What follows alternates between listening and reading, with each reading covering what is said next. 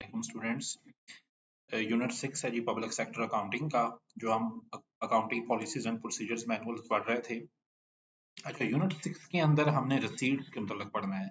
जैसे last unit में expenditures के मतलब पढ़ा कि गवर्नमेंट या पब्लिक सेक्टर अकाउंटिंग ऑफिस में एक्सपेंडिचर्स का ट्रीटमेंट कैसे होगा, रिकॉर्ड कैसे करेंगे, कौन सी बुक्स जैसे पेंशन रजिस्टर्स हैं, पेरोल रजिस्टर्स मेंटेन करेंगे। तो यहाँ पे रिसीट्स के हवाले से, यानी गवर्नमेंट को जो पैसा वसूल हो रहा है तो उसकी रिकॉर्डिंग कैसे की जाएगी, उसकी पॉलिसीज क्या होंगी और उसके प्रोसीजर्स क्या होंगे।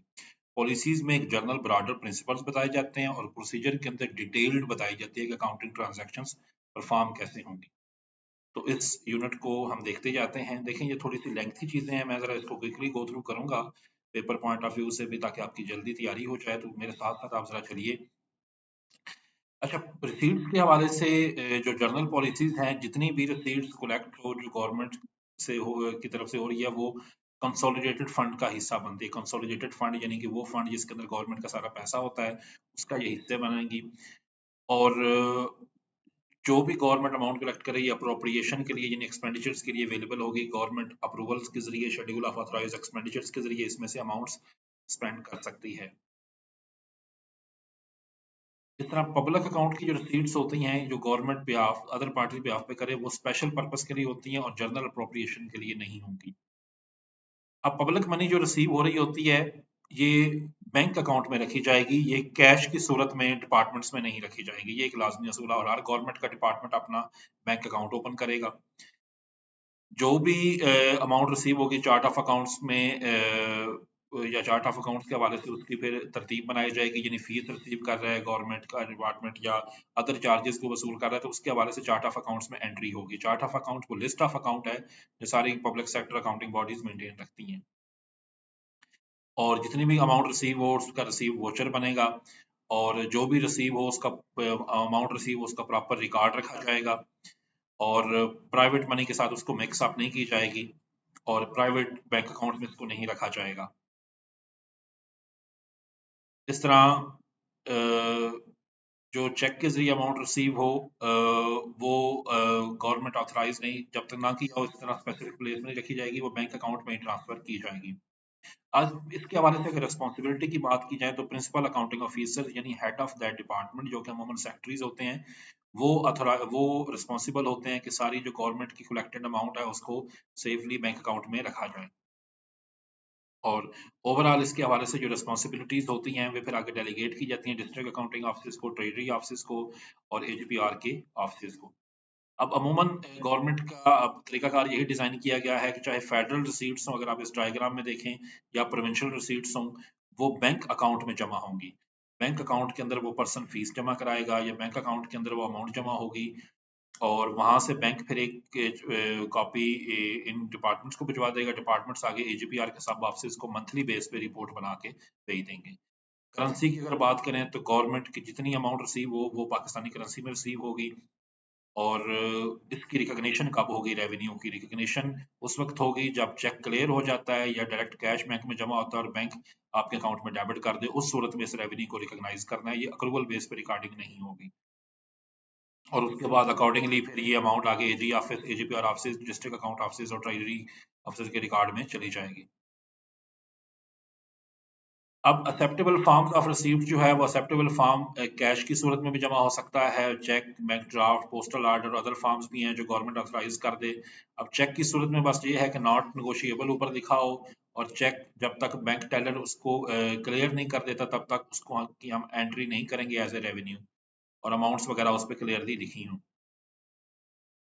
अब इस तरह अगर कोई रिफंड्स या एक्सपेंडिचर्स हो रही है तो उसके भी अकॉर्डिंगली, मिसाल के तौर पे गवर्नमेंट को कोई रिफंड रिसीव हो रहा है किसी और डिपार्टमेंट से या किसी प्राइवेट सेक्टर से, तो उसको भी अकॉर्डिंगली फिर एडजस्ट किया जाएगा। अच्छा, अकाउंटिंग फॉर रिसीट्स जो है उसकी एक्चुअल अगर अकाउंटिंग की हम बात की जाए तो सब लेजर्स मेंटेन किए जाएंगे। अब जब भी बैंक से अमाउंट रिसीव होती हैं तो जिस शोबे के हवाले से हमें रेवेन्यू रिसीव हो गया उसके सब लेजर में उसकी एंट्री करेंगे। जैसे उसकी डेट एंड रिसीट लिखेंगे, रिसीट्स का रेफरेंस देंगे, रिसीट की डिस्क्रिप्शन देंगे, अकाउंटिंग कोड लिखेंगे, डिपार्टमेंट का रेफरेंस देंगे और अमाउंट लिखेंगे। और एक बनाया जाएगा जर्नल लेजर। जर्नल लेजर के अंदर सारी अमाउंट्स दर्ज होंगी, चाहे डिफरेंट सब लेजर है। मसलन एक डिपार्टमेंट है गवर्नमेंट का जो फीस भी रिसीव करता है, या डिफरेंट और revenue, revenue 1, revenue 2, revenue 3 receive करता है डिफरेंट हेड्स में, तो जर्नल लेजर के अंदर सारी एंट्रीज की जाएंगी और फिर आगे हर एक के सब लेजर मेंटेन किए जाएंगे। और इस तरह फिर इनका एक अब्स्ट्रैक्ट तैयार किया जाएगा जिसमें रिपोर्टिंग होगी हर बैलेंस की, और कंप्यूटराइज्ड अकाउंटिंग रिकॉर्ड्स भी इसके हवाले से रखे जा सकते हैं। और एंट्री इसमें क्या होगी, जब गवर्नमेंट को अमाउंट रिसीव होगी बैंक अकाउंट डेबिट कर दिया जाएगा और रेवेन्यू अकाउंट क्रेडिट कर दिया जाएगा। तो इस तरह इनके अकाउंटिंग प्रोसीजर्स आगे परफॉर्म होंगे।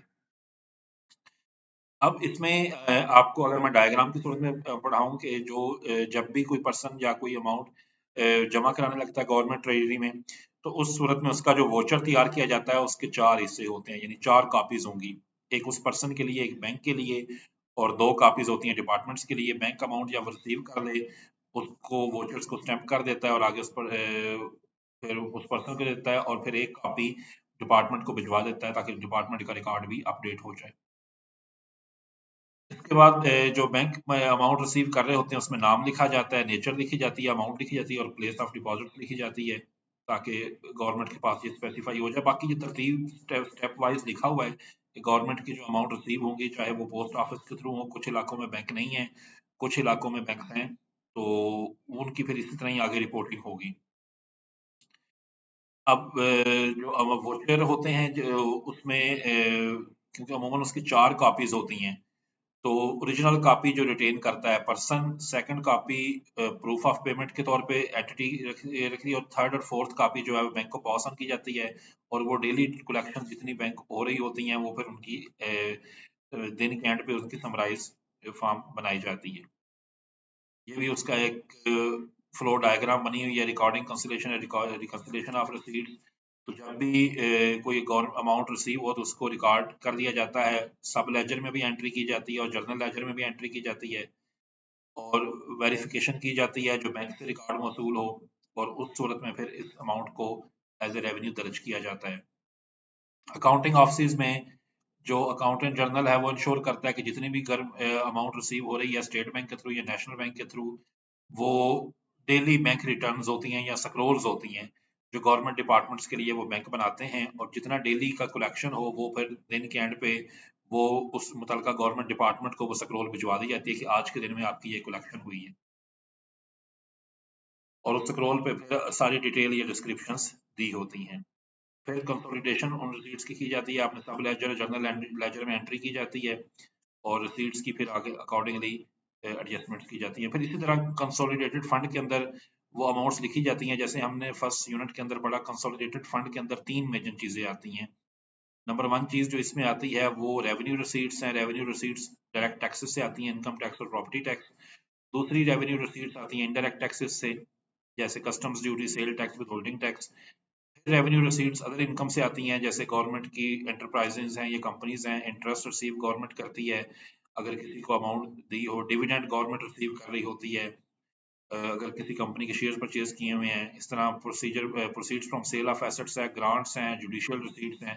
फिर कैपिटल रिसीट्स होती हैं, अगर कोई इन्वेस्टमेंट रिकवर हो रही है या लोन रिकवर हो रहा है या पब्लिक डेटा, तो ये जितने हेड्स होते हैं ये सारे कंसोलिडेटेड फंड का हिस्सा बनते हैं।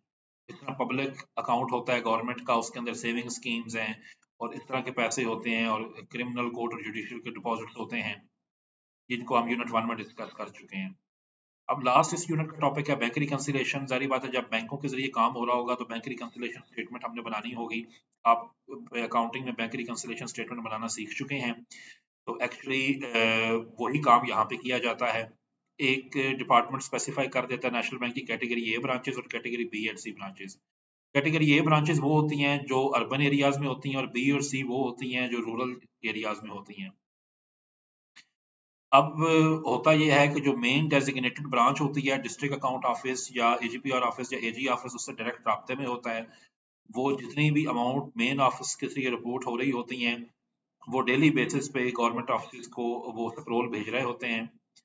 तो ये उसकी वर्किंग है, यहाँ पे डायग्राम बनाई गई है कि बैंक्स जो भी कलेक्शन कर रहे होते हैं गवर्नमेंट अकाउंट में या गवर्नमेंट बिहाफ पे, वो वहाँ पे गवर्नमेंट को उसकी पॉलिसी बना देते हैं, और जो डेजिग्नेटेड ब्रांचेस होती हैं वो डेली बेस पे रिपोर्ट कर रही होती हैं।